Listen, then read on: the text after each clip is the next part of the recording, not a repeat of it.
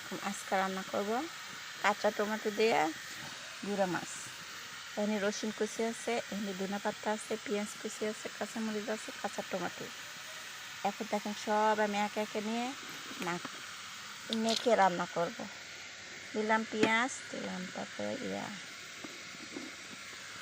রসুন।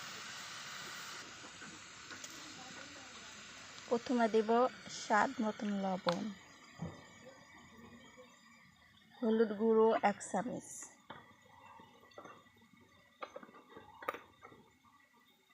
মরিচ গুঁড়ো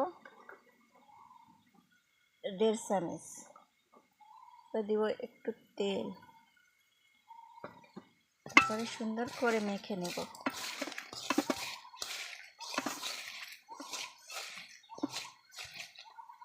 তারপরে দিব কাঁচা টমেটো,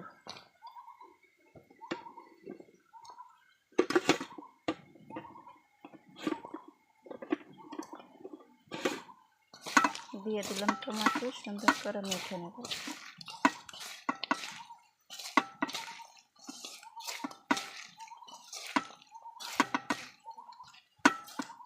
তারপরে দিয়ে দেবো মাছ,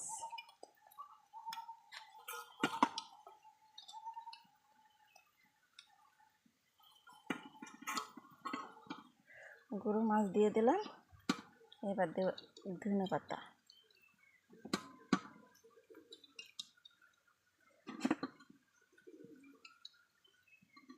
তারপরে উপরে দিয়ে দিব আবার কাঁচামরিচ। এখানে হচ্ছে শাক ভাজি, বাতাস শাক। বাতাস শাক খেতে আমার অনেক ভালো লাগে।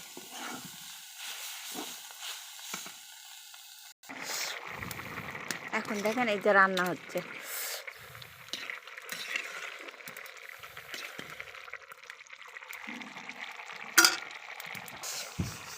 এই যে দেখেন হয়ে গিয়েছে। এখন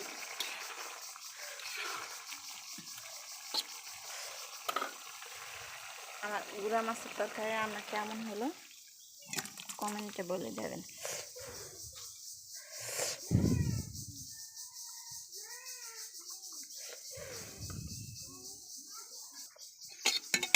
পরে এখানে কতটি জিরা ভেজে নেব, জিরা মশলা ভাজা বাটটা রেখে দেব।